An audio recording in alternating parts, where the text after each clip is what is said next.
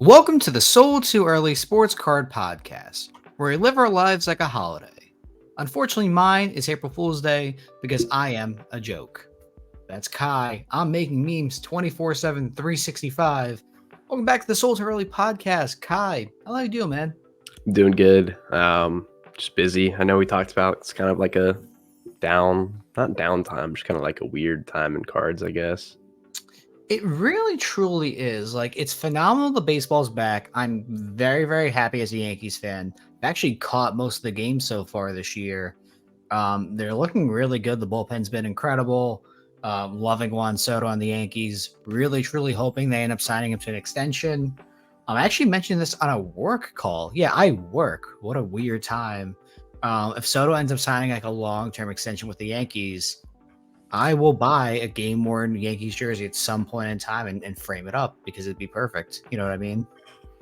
Yeah, that'd be crazy. You guys would have like probably 6, 7, 800 million in the two outfielders. Dude, probably more. It's really kind of What is Judge, like 3? Judge, I think, is getting like 350. So Yeah, I would be surprised, depending on how many years Soto wants. Like, it doesn't start with a 4 to even possibly $500 million. you'd have like a billion with them and Cole, right? And Stanton, if you want to include him too. He's probably Um, almost done though, right? I think Stan's contract's another like 3 to 5 years. It's Jeez. kind of crazy. Yeah. It's longer than you would think. I'm going to super quickly check. But speaking of players who have unfortunately disappointed me, Kai, how you feeling about the Braves so far this year? I'm happy. I mean, I'm kind of in a spot where it's like I don't want to say I just expect them to like basically hopefully win the World Series every year, but I kind of am in that spot now because they're just so good. But I've They watched really every are. game too, so it's been nice to catch. I'm sure I won't watch every single one as the season goes on, but I like to throw it on while I do other stuff. I know we've talked about Dude, that before. there's nothing better than like having baseball on one Yeah, screen. Like, I like putting like latent sports cards on a second monitor, or like a group breaker that I enjoy watching, like playing like MLB The Show or Madden or like yeah, FIFA. Like, there truly is nothing better, in my opinion. And also because I just checked, the Stanton has 3 more years after this year, than a team option for $25 million in 2028. So I mean, he's obviously been a disappointment roughly over his Yankee tenure, but hey, sometimes you got to make it work. And just it didn't, which is fine. It happens. But one thing that we kind of touched on a little bit was this does kind of feel like a weird lull period right now in sports cards. Like, there was so much going on, quote unquote, like from basically mid-January through the end of March. Like, you had Atlanta, which you went to. I had 2 Dallas shows I've been to. Nashville had happened and was pretty successful. I was at a card show, collectible show last week. And now I'm basically home until mid-May because that's when the next Dallas card show is. And while there's stuff going on like Chantilly, there's I think a couple other shows. Like, I think the San Diego Union Marketplace show is happening in the next week or two. Like, those unfortunately do not qualify per se as like these major card shows. Either because they've not gotten the traction or they're not as universally seen as like can't miss shows. There really does seem to be this clear divide between like the shows that have become these major market movers and those that, while they're successful and they're good and you should attend them if you're in the local area, maybe even drive to it or take a small flight. Like, it's not the same thing as a Dallas per se. yeah. I mean, they might pick up, I guess, with nothing else going on, but yeah, like you said, they're not really in the same like tier, I guess. As of now, I mean, they could get better, they could get worse, who knows, I guess, depending on how these ones go. But yeah, it's just kind of a weird time. I mean, you have people dumping their baseball prospects or whatever. People will start maybe buying prospects that are underrated. You have people starting to pick up football. I mean, it's just kind of like that in between time where there's really like not a direct obvious thing you should be doing, I guess, if that's the best way to put it. No, I think that's actually really intelligent to start because I'm looking when the NBA playoffs kick off. I believe it's not for another I think it's month, like right? June, right? May, Let me June, end start. of May. I want to check super quickly. It starts June 6th. Wait, no, that's the finals. That doesn't make sense. I wanted Oh to. no, yeah, you're so right. I think the play-in is at the end of April. Yes. So the first round of the NBA playoff starts April 20th. My bad. I misread what I saw. So basically, yeah, you can start buying some stuff for playoff basketball. You pretty much know who's going to make it, who's going to be a play-in team, who's not. And I don't know, man. Like, this was a weird basketball year for buying stuff because I don't know. I did fine with what I had. I didn't really hashtag prospect or hashtag invest. I just continuously bought and sold basketball cards, and I've done quite well. That is the one sport that I will buy all year. It just seems to be kind of like that universal thing. And the basketball season is so long, like it basically starts what, Halloween, give or take, and it goes to the beginning of summer. It's kind of crazy how long the season is. Yeah, I don't know if I'm just weird or what, but I don't think I've bought a basketball card of like any kind in probably 6 months. Now, in terms of like you to flip and like Like want I to move, literally have not bought a basketball card. Like actually, that is a total lie. I bought one basketball card, and it was a Trae Young Panini Instant 101. But other than that, I have not bought a single basketball card in like 6 months. is it like him? Is it like the one where he's bowing Yeah, or it's the something? Knicks one. Yeah. Okay, that's just Yeah. cool. I So I just mean, put that like in my box until whenever. But other than that, I haven't bought any to like grade or flip or anything like that. I don't know why. I just haven't really been interested in it for whatever reason. I think it's a mix of like this rookie class that came out, Scoot, Victor, everything like that has been incredible in terms of like, Victor has been hands like far and away an incredible player. Way more than I think either of us gave him credit for it. I think a lot of people like either expected him to need a little bit of time to get properly conditioned to the NBA, or possibly could have like, a little bit of a rookie curve, like maybe not be as sharp as he has been. He truly is just this most incredible player, and I think that the prices of his cards, while inflated, there's some justification for like what people are paying, because you can really project out like, hey, if he gains like 20 30 pounds of muscle and like they get a point guard, or hey, you're able to bring in more talent around him, you can have the Spurs be a legitimate playoff team in a year or two, and then obviously the hype will continue to grow and it'll be X, Y, and Z. And this is coming Yeah. from someone who doesn't like to buy those early year players for 3 4 5 years. I'm kind of starting to see the hype. I don't know if I said it on here. I definitely said it to someone, but I just don't really see his stuff outside of like maybe base prisms as the pop goes up and silvers and stuff. But I don't really see his stuff getting that normal dip when the dip happens at all. I don't know. It's so hard to tell because like sports cards always has like this golden child. For football, for reference, it was Trevor Lawrence. For basketball, it was Zion and John Morant.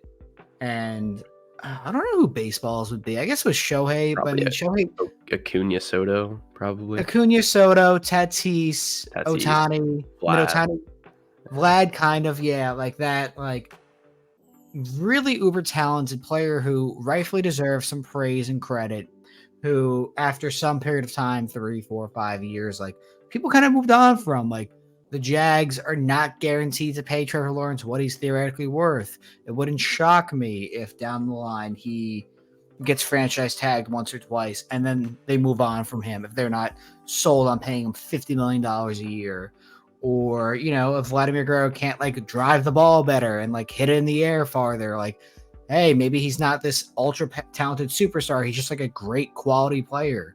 Like these like weird kind of fixations on these young athletes who occasionally can work out, but generally sometimes don't. I don't know. I think there'll be a day where it might be 5 years from now, Kai, but like Victor's prices are seen as a bargain compared to some random player we've never heard of because he's probably like 13 years old right now. He's in like high school. He's a freshman in high school, and like he doesn't know he's going to be the next NBA superstar until it happens, and his prices will reflect that. Yeah, I was thinking more like short-term dip, like I don't think there's really going to be that opportunity to like buy back into him really in the next year or two. I think it's going to like just either plateau or just slowly go up over the next like 6 to 12 months. I don't really see it having that dip in the off season time ish whenever people start buying. I think it will depend because like what just came out for what's the last product that came out for this year's draft class? I know That Flawless just came out, flawless. but Well, that was that was last year. last year's, yeah. I mean, So Prism, I think it's the last relevant, maybe one. so we're looking at a time period, Kai, where we are at the tail end of the regular season. We just got the rookie cards, the basically the premier rookie cards. You can argue NT, which is fine. You can argue Flawless. The point is, Flawless is the most Well, yeah, expensive. Wemby won't even have NT autos, so. Well, that's what I'm saying. Oh. So if you are looking at the cycle of like these rookie years, it goes from a little bit after they're drafted to a year and a half plus after they are in the league playing basketball. So Victor will still have rookie cards theoretically until Kai the end of his second regular year in the NBA. Like it's a weird timing where because these products continue to come out, and you know, while he won't have an NT RPA or Flawless, he will have base rookie cards in NT, which will be That NT desired. base at a 99 is going to go for a stupid amount of money.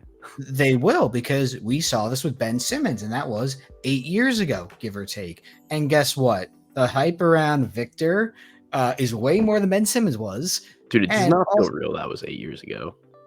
it's dude, it's wild. That's Like insane. I know. Hang on, I saw my TV's on.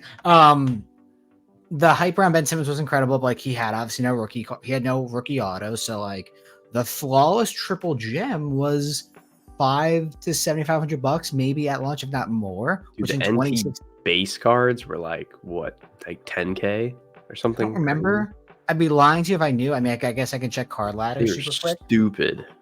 The point is, and like those sound like high numbers today, but you got to remember too, guys. For anyone who was not collecting sports cards back pre-COVID or almost a decade ago at this point, which is actually wild to say because like I have context for this, which is weird.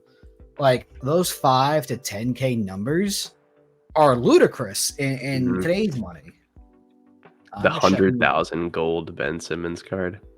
That guy is just a weirdo. So, Well, what's crazy though is that was a high number for that card, but I really think it probably would have sold for like 40 to 50K at auction. I don't think he ever sold it. I think it was just a lie. For reference, and it's funny. The last 2 sales, I'll use the last 3 just for clarity's sake. I haven't checked the most expensive. Ben Simmons rookie to 99 PSA 10 in February sold for $870 as a PSA 10. Still had a good amount of value in 2024. The PSA 9 version did 138 about 3 weeks later, and then a BGS 9 did 137. So even as a PSA 10, that card still has some amount of value, which is kind of crazy. The most expensive sale ever. Holy shit. 8188 in 2018 as a BGS 9.5. What about Flawless? Hang on. That is wild. Well, I just remember those cards getting pulled on release day and people were like selling them for stupid amounts. It was just the first time it's ever happened. Now, Flawless. The most expensive sale ever was the triple gem I mentioned, number to 25, PSA 10, $19,610, April 23rd, 2018. Man, life comes at you fast, dude. That's basically 6 years ago. And card ladder now values that card at $5,000, which is way too high. The last sale, if I can find one, the last sale of a rookie, probably not very recent, honestly. Those are hard to find. The last sale was one in September. BGS 9.5 to $1,350. I recently, quote unquote. And the time we've run this podcast, I had bought one on PWCC. I think I paid I actually found my sale. Yep. I paid $900 for it July 23rd, 2023. I guess I moved it and profited because I don't remember what I sold it for off the top of my head. I think I got like $10.50 out of it, which was nice. But yeah, one has come up that I've not won in the last year, and that card was almost 20K 6 years ago. Absolutely ludicrous, absolutely insane, totally scary. That person, I hope, flipped it right away, which I know they did. I don't know. A lot of Ben Simmons people were in it for the long haul, I feel like. His career's over. Like, it's really kind of sad. I don't know why everyone thought he was gonna be good again this year or back again. I don't know what that was all about. He just doesn't love basketball. And Did like he play like 30 games this year? Ben played, I think, like 40 to 45. He played more than I thought he would. He's played 15 games. He played 15, was it 2 years ago? He played more than I thought he would. He played 42, and then he missed the entire year before that, and then 58. Okay, so maybe the video I watched added up the 2 seasons. So that's my bad. I mean, he's averaging like half of a triple-double when he does play. Yeah, but he is truly done. I think he's collecting a paycheck. I get it. Like, crazy. 17, 9, and 8 to just not playing. Yeah. I really think what happened with Ben Simmons, which is something that you just like can never figure out the player, is like how much do they actually love basketball versus like, hey, they're here to get paid. Like, and I get it. Like, we're not pro athletes, and I've had this conversation a few times before. We obviously mooch off people's success, like as sports card buyers and sellers. Like we financially benefit from them. We are a mooch, we are a parasite, and that's fine to admit. But like the funny thing about players who play the game professionally at the highest level is they might not actually love the sport. And that's actually a trend that happens with like centers. Some people don't love basketball. They get typecast into it because they're 7 foot. Anthony Rendon actually hates baseball, and you know what? I'm all for the quiet quitting that he's doing. But like, if you're a 7 foot guy and you like don't care about basketball, I think there's like some crazy statistic like 1 in 6 people who were born in the U.S. or over 7 feet played some level of like either college basketball or NBA. It's like something ludicrous. I don't know why ludicrous is my word of the day, but like some like crazy number of like extremely tall people play basketball. You think every one of them loved it? No, but you got to find the right balance of like athletes who truly love and care for their sport versus those who are like, yeah, I'm good at it, and like this is my thing. I'm clocking out. Ben Simmons never loved basketball, and it's so clear now. Yeah, that's like a case study on like what not to do in cards. I feel like. I mean, you can find. Give me a second, just have water, but I'm sure you could actually really find like not everyone loved basketball or their sport like Kobe did. Kobe Bryant truthfully loved basketball probably more than like his wife and kids at some point in time. Like the dude lived and breathed it. Like you could tell how intense he was. And I believe he even challenged like Ben Simmons, like, oh, get a jumper, bro. Like figure out what you got to do like to get to the next level. And he's like, nah, I don't give a shit. I got paid. I'm good. And you respect that to some degree. But if you spent 20 grand on his sports cards in 2018, you probably don't like him that much. I mean, it's like one of those, do you remember where you were at when Ben Simmons shot his first 3? No, I remember where I was where Ben Simmons passed the ball to Matisse Thybulle. Like oh yeah, I was locked in on that game. I'm sure that was you the were. height of my life. Dude, I was watching that at a friend's house. They were all like Sixer fans. I'm a Nets fan, a very sad one. And I was like, what the hell? It almost looked like a good play in the moment, had like Thybulle dunked, but it was just like, are you serious? Like, what are you? And then on the replay, you saw like Trae Young was not really doing much. And it's he's like, got a foot on Trae Young.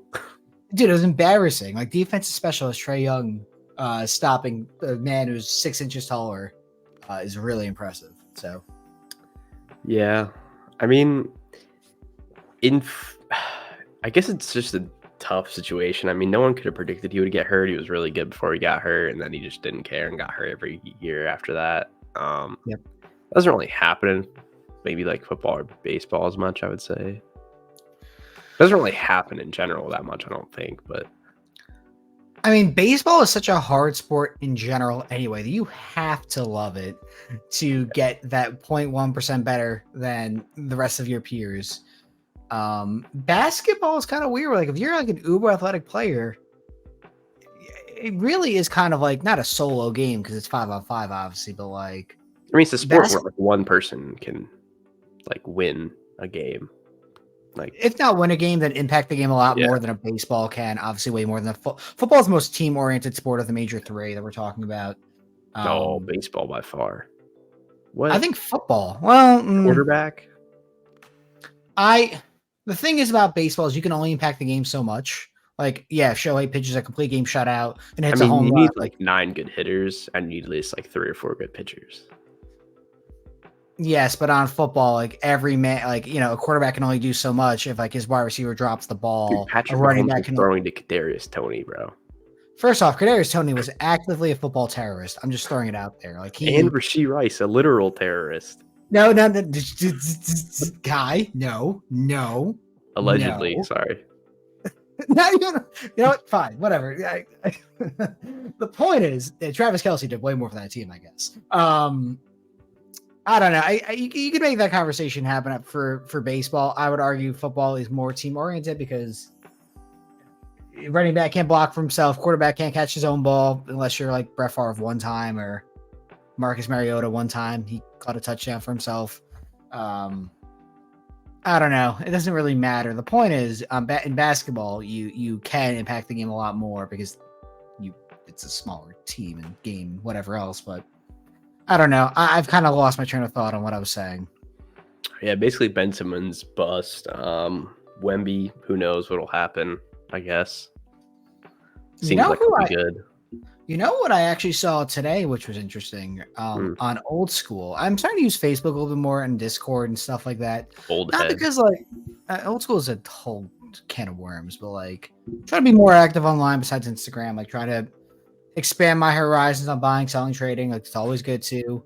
I saw a Scoot Henderson Gold Prism PSA 10 Pop 1. I'm not sure what the card's worth right now. But the guy got offered $3,500 for it. You would think that card would be worth more. Even if it's worth like $400 to $4,500, even possibly $5,000. Like that's not crazy when you compare it to like what a Victor could have been or like what people expected Scoot to do. Obviously, Scoot has been quite ass this year, and like I was just looking at that. I honestly thought he was worse than he's been. I mean, the stats are there, but he's on probably like the worst team in the entire league, if not one of the worst. He's averaging like 13, 5, and 3. On horrible efficiency. Horrible efficiency, yeah. Like, you have to imagine that he can get better. Like, the script is not written. Obviously, he's like he's 19 years old, but maybe just turned 20, give or take. Like, you have to imagine that player. You have to imagine he can get better. But, like, through 50, 60 games, whatever it is, like, people have clearly given up to the point where, dude, that gold prism of him is probably a top 10 card off Scoot Henderson, right? Yeah. No autos. Yeah. Like, he doesn't have autos? He has the tops now. Oh, yeah, yeah. That's why I just didn't know if he had. I think like the first 6 picks or something don't have autos, or first 8 picks or something crazy. I think the only ones who do are the Thompson twins. Yeah, them. Oh, yeah, you're right. I think they're the only ones that do. And then I don't know where Bilal was drafted, or when, I should say.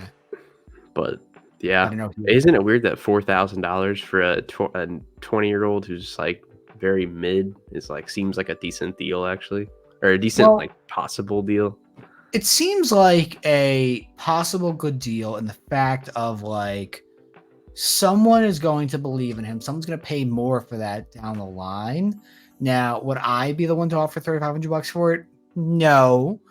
If someone came up to me in trade and like said, "Hey, I want to move this card. Like, here's what I think it's worth," I think I could convince myself to go after it. I think there's a conversation there. But it's really weird that like people have moved on so much from Scoot. Everyone thought he was going to be this incredible player. They really wanted the Hornets to take him. Every fucking mock draft said Scoot was going to the Hornets, and then Brandon Miller's been significantly better, and no one gives a shit. He's really good. He's underrated, I think. The Hornets themselves, like, tragic. Just tragedy upon tragedy to the point where, dude, if I'm LaMelo Ball also does not like that. I'm really convinced LaMelo Ball does not like basketball. No, he's just like a celebrity. Yeah. So like, you know, he got paid too, right? He did get paid. Yeah. He's on his super max starting next year. Like, it would not shock me if LaMelo Ball gets traded, either because he asks for it or the Hornets trade him anyway, because like You're paying a guy $35 million, can't stay healthy, probably doesn't probably doesn't love basketball, and like probably just wants to be in a major market. Lakers.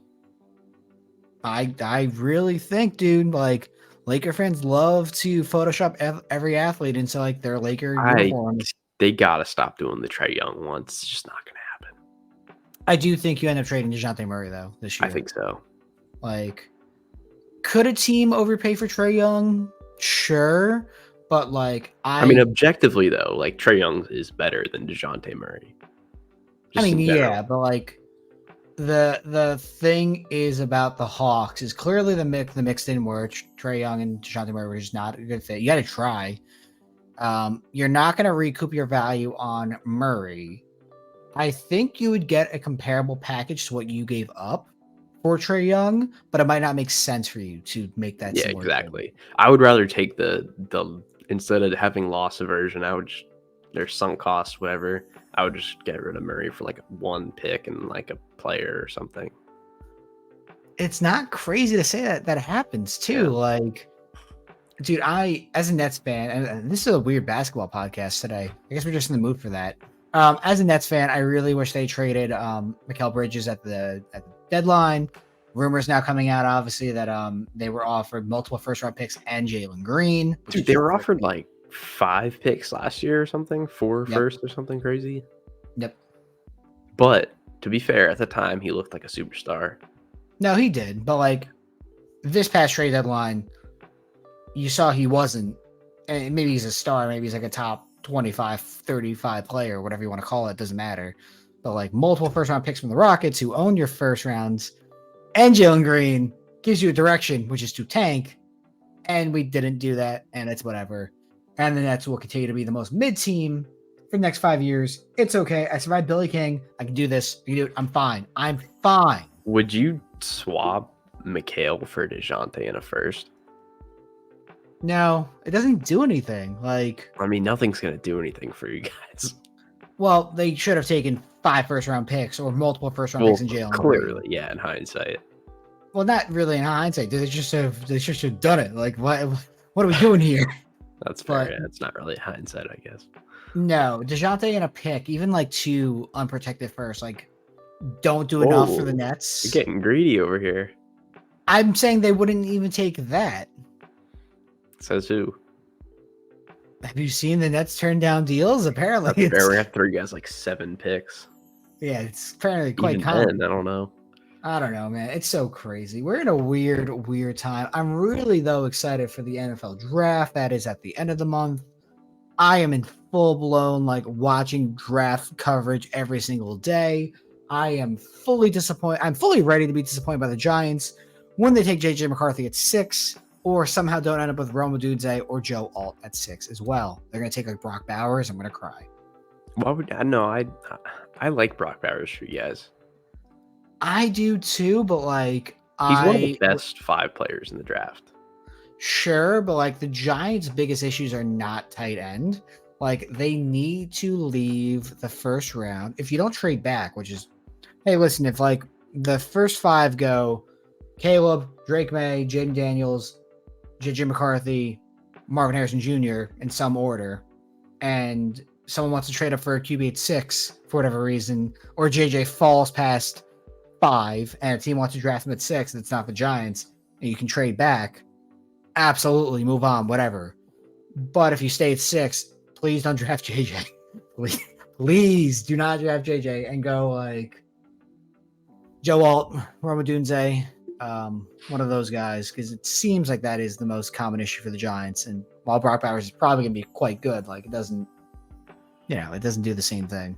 They're going to have you on one of those edits when J.J. McCarthy's a elite quarterback of like the fans on their like podcast saying, please don't draft him. And you're going to be like the headline of that edit. Oh, that's fine, dude. And that's going to go into like some heavy rap music with J.J. McCarthy, like throwing dimes to Jalen Hyatt. Meanwhile, Daniel Jones is literally sitting there with a clipboard being like, man, I'm getting paid $40 million to be here. I'm good. Yeah. No, but I think you're kind of in a similar spot to the Falcons in like reverse situations. Like I really don't think you guys can go wrong with adding anywhere besides maybe quarterback. I think That's we just can't really go wrong adding anywhere besides quarterback. Kai, excuse you. That's just called the Giants have no talent. Fix it. Fix the statement, That's please. fair. That's why I said it's like opposite. Like I think we're like really in that spot where we're trying to compete. So like we're just trying to get best player available. But I think you guys also just needed to get best player available, in my opinion. I know. I agree. 100%. It's gonna be crazy. Yeah, I'm just But excited. I think it's the first time for us in a while where it's like we don't really like. Sure, we need like an edge rusher, but I'm just excited to like see who we get. Like I just want good players to help. what what's you're like 9 or 10 or something We're like 8. that? Okay. I think Yeah, we'll makes probably trade sense. back to like 10 or 11 if someone falls that someone wants. Yeah.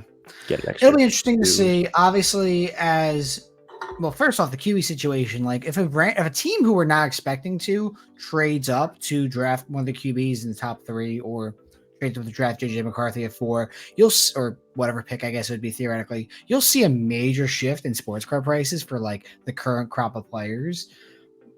I'm really curious to see how things shake out though. And then they'll kind of signal to us. I mean, right now is a good time to buy football, I guess, but I don't know. We've kind of repeated ourselves quite a lot about football in the past couple of months. Mostly me saying sell your football before week 1. And you know what, dude? This is a pretty good time to get it if you're really trying to just like milk that as much as you can. I personally would look at QBs who people have kind of moved on from, people who are not really as hyped on about, those second tier guys. And frankly, it seems to be the same crop as last year for me. Joe Burrow, Josh Allen. Herbert's getting kind of trendy. I would probably not buy Herbert as much, He got but trendy early when they hired Harbaugh. that's the thing. I would buy Trevor Lawrence. Like, I think Oh, that's the geez. move. Like, I don't really know how Jags fans feel about him. I know the sports car world has They moved on love him. entirely. Jags fans love him. Yeah. I mean, I guess you would know. You're in Florida, so it makes Yeah. sense. But like sports car fans have moved on, which I understand makes sense. I've already talked about my thing about Justin Fields. Like, it feels like the public loves him. I don't. Dude, his But I buy. cards, I don't know if you've looked at them. They still sell really well. And he's literally not, he's not playing the season unless Russell Wilson gets hurt.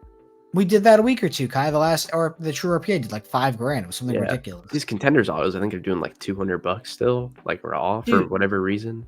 they have to drop like 80% for me to buy them, and I'll stand by that, which is fine. It doesn't make any sense to me. Like, I don't even think he plays after the next year. No, I think the idea, and I'll repeat myself here just once. I think the idea is after Russell Wilson plays a year or so, 5th-year option is obviously going to be declined by the Steelers unless something happens and Fields looks great. Then a team like the Vikings, Giants, Cardinals, Rams, whoever needs a QB for whatever reason, signs him for a 1-year deal, like a Baker Mayfield, which we've discussed. Then you sell that shit and you never look back because Justin Fields is mid, and you can put that in the edit if he somehow wins a Super Bowl. I don't give a fuck. He's not very good right now. Context is important. As of February 2nd, 2024, he's bad. You're giving I don't lots care. of clips for these edits. Dude, yeah, I'm all for it. Hey, what's up? Like, I don't care. I stand by what I just said.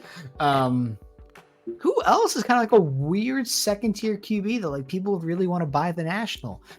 Anthony Richardson, I don't love. Cousins.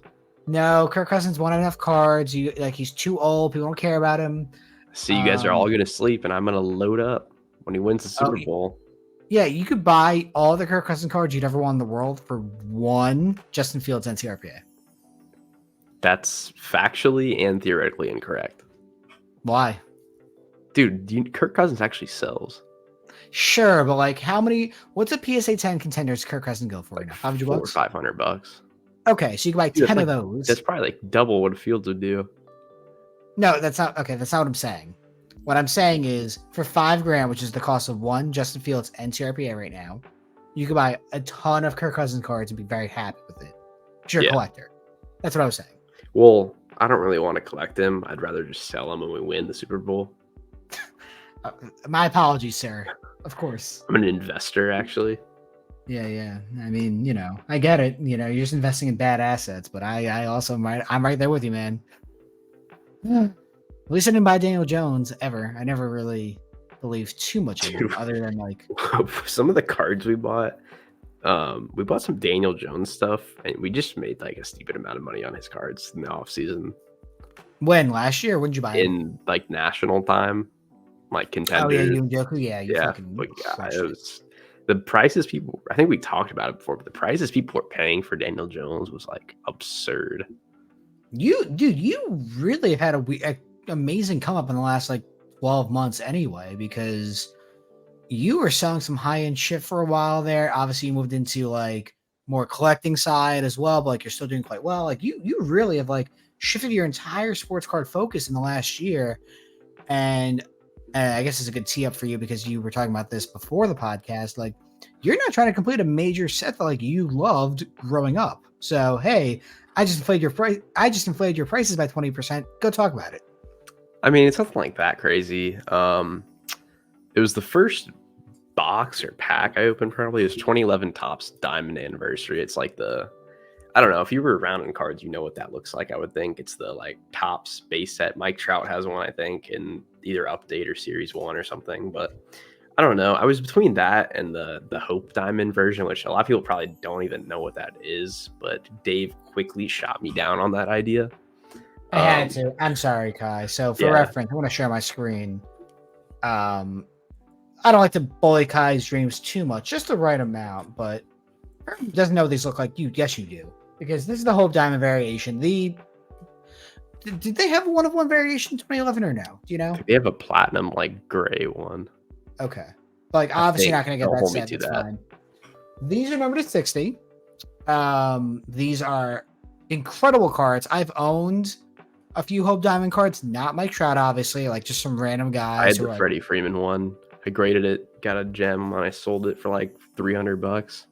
damn, I don't even want to know what that's worth right now. I think it's like $5,000 card, probably. Fuck.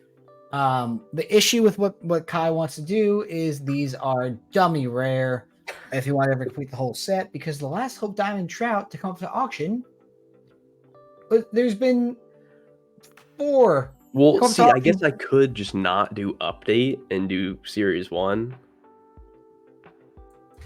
Because I think series 1 doesn't have most of the major rookies. You Like, I just think they labeled these wrong. that's normal diamond variation. I mean, it's the same card. I'm pretty sure they just titled it wrong. Yeah, I don't know. That's kind of weird. I'm not sure. The point is, that's a really tough set to get done. If you did the Hope Diamond variation, I think just doing the Diamond Anniversary is probably the move for you, and then swap out as Hope Diamonds come available. But yeah, that's one where like you have to start with like the Freddie Freeman, the Altuve, the Trout, and then be like, oh, I have the Anthony Rizzo. You have the 3 major ones. Let me do the rest. There's some names in that set. There's Paul Goldschmidt's a rookie. I think Brandon Crawford's a rookie. He's not that major, but like you'd be surprised how many good rookies are in 2011. Like that's a crazy class. I mean, I was wrong. I think I was wrong about Rizzo, but like the point still stands. No, Rizzo's in that year, I think. Okay, so I'm not super crazy. Paul Goldschmidt, for reference, did $3,800 as a PSA 9 in 2023. Rizzo is a rookie, so I was right about that. I think Aroldis Chapman is possibly in that. Maybe he's the year before. I'm checking the highest sales for reference. Freddie, Rizzo, Goldschmidt, Babe Ruth actually was over $1,000 last time it sold. Looks like Chris Sale. JD Martinez is fine. Albert Pujols sold for $800. Derek Jeters is expensive, quote unquote. Brandon Crawford, like you mentioned, is a rookie. Mickey Mantle, it's a tough set, dude. Like Aaron, I don't even know if one's ever sold publicly. Ricky Henderson's here. I have Clayton Kershaw. It's DJ LeMahieu's a rookie, but like he fell off, so you can get that for cheap. Verlander. These are not. Dude, you're not gonna get the Hope Diamond. Yeah, I mean, the Hope Diamond thing would be like a 10-year plan, probably, if that. It'd be more. And first off, you would have to spend conservatively 30 to 50 grand to complete this set. Especially as time goes on, they get rarer and rarer. Like I don't think it makes financial sense for you at this time. I don't think it makes logistical sense for you at this time. The diamond anniversary set would probably come in closer to 10 grand, I imagine. I don't Like, even know if it'll be that much, honestly. I mean, like a trout raw or an ape would probably be like 1,500, 2 grand, I would think. so you 3 grand. wouldn't even go for PSA 10. You just go for regular. No, I think I'm like literally gonna do a binder. I think that'd be really fun and nostalgic. But for reference, the last diamond PSA 10 did 4 grand. I don't see a raw sale. Oh, 10 to 4 grand, yeah. Raw's probably like 1,500 too. A raw sold for 1876 March 18th. So yeah, Yeah. probably 7,500 bucks, 8 grand maybe. Yeah. Just to, yeah, probably less I actually. think I don't like know. 4 or 5, honestly. I think we're somewhere in between. It's I not think 5 something might I'm like be. in a rush to finish. I just want something like a little fun, like side project to work on. Because cards is kind of like my maybe like second. I don't want to call it like second priority, but like it's just something I do when I have free time now compared to like what I was doing every day. No, I Yeah. respect it. I do. I nipped in the butt early because unfortunately, just like someone had to talk you off the ledge there because you would have just never gotten much progress done. I think the diamond ones like a binder is a lot The more Hope realistic. Diamond binder would be insane to look at in like 30 years, though. Yeah, dude, it'd be like I don't know who posted this. Maybe like who owns Card Ladder? The guy who had like all the gold like Jokic stuff and like all the random nugget stuff. Like is it Chris Mind Cycle? something? Is it Chris or is it Mind Cycle? No, it's Chris something. I think Chris Hodge. Chris Hodge. Yeah. Yeah, Hodge, that whatever. was crazy. So that if I can find the video, I'll put it on screen here. If not, then it was just like the most incredible Nuggets collection ever, never graded, I believe, in a binder, like a gold Jokic rookie, like hundreds of thousands of dollars, I think is accurately to say, maybe with peak of just like Nuggets cards. It's like it was a museum. It was so cool. But this was like a year or two ago at this point. There's just something like nostalgic about like flipping through a binder. I don't know. I don't have that feeling. It's like You never did a binder? so the thing is about me is I never got into cards until I was 18. Just because I played like Madden, I got into it through that. Now what I did play, so I guess I had a binder for this, but not Yu-Gi-Oh. really fair. I had MLB, I had MLB Showdown, MVP Showdown. Oh, with the like stats on them, like the numbers. Yes. Yeah. So I had that as a kid. That was cool. That I really enjoyed. That I played with my friends. Didn't those in, come like, in like normal card packs? Like, I never opened a pack. where'd you get Or- them? Did you steal them? Did I steal them? Dave, you're the real felon. How did I get these cards? Man, Maybe I you might want to know, get off maybe- now while we can save face. Maybe I bought them on eBay or no, I was so young. I don't know how I got these cards. If any Dave's childhood friends are listening, you probably got fake MLB Showdown cards from Dave that he bought off like Craigslist or something in a trade. I used Kurt's Card Care to clean them Yeah. before then. But it wasn't called Kurt's Card Care back then. No one knew. I had to walk 5 miles barefoot both ways to clean my cards. To get the cards out of in the the well. snow. Yep. No, I don't remember how I got those. It's a little sketchy, but we'll move on. I was like a Yu-Gi-Oh kid.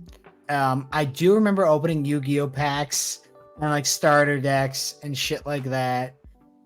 Definitely remember that. Could I have bought Showdown cards then too? Maybe I stole them. I don't think I did, but I guess I did. Maybe it's like an 8-year-old. We're gonna have to look more into this in a future episode. I'm gonna call my mom. Like, how did I get these? I might still have those somewhere in my parents' house. I'm not sure where they would be. Either like in my old room or like in my basement, maybe. Next time I go there, I'll take a look and see if I can find them. I had some good ass cards, dude. That shit was awesome. You gotta get them slabbed up. Oh yeah, PSA 4 is all around. Those Dude, I cards did are- that with my Yu-Gi-Oh cards, and it's so sick. Yeah, but like I beat those cards to hell. They Dude, are I got a not- 1 on one of mine. That's funny. That card was loved. You actually like Dude, loved that your shit cards. is fucked. I know. But But no yeah. real question. You first. Oh, I was just saying, but yeah, I'm gonna see how this set goes. We'll see how long it takes. I don't really want to rush it. I mean, maybe a year or two. We'll see. Yeah, I mean, you have to keep us posted on like what you actually do here, when you do it.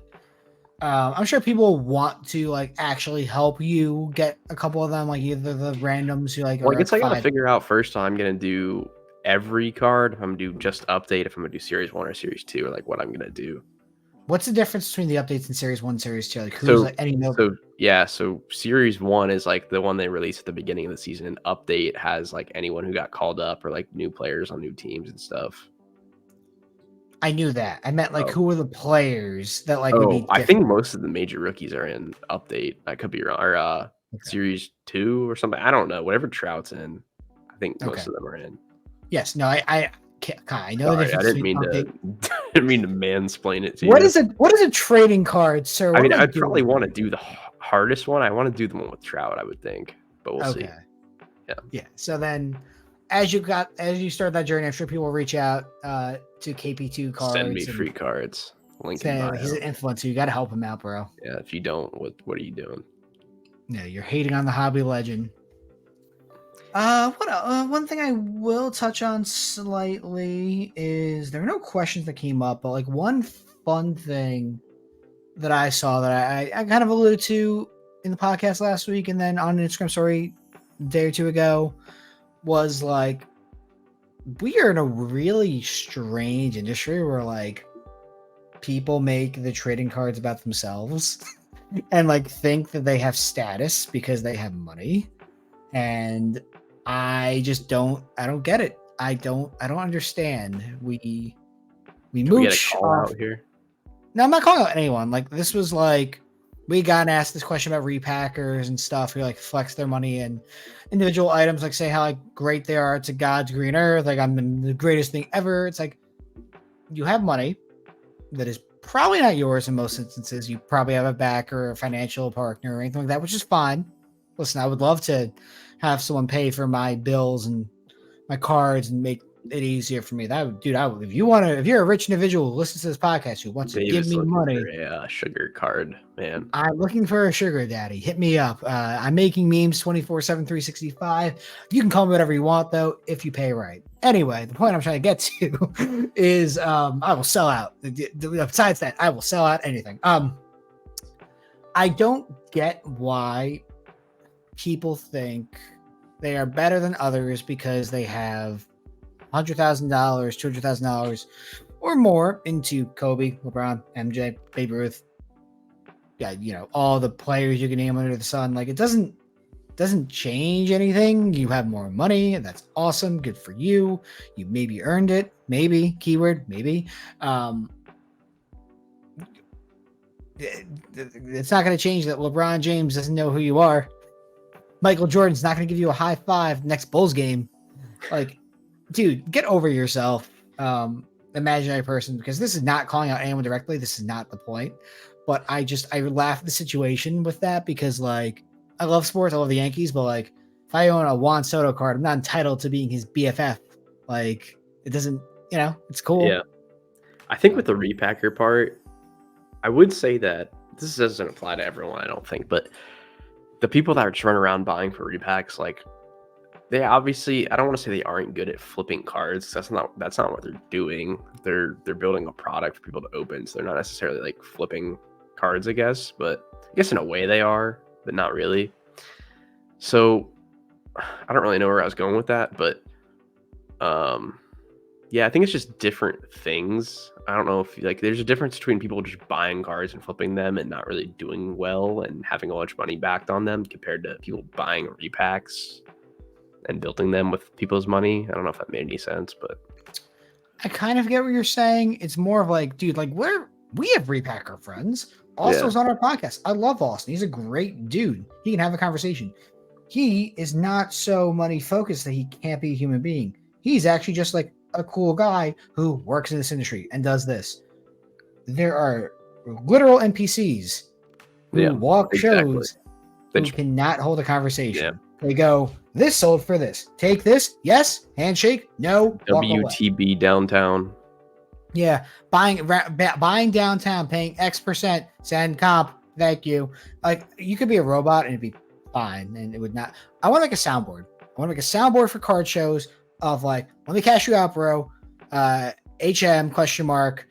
You buying question You want to mark. flip for it? Yeah, you want to flip for it. Last comp is and Meet me in the middle.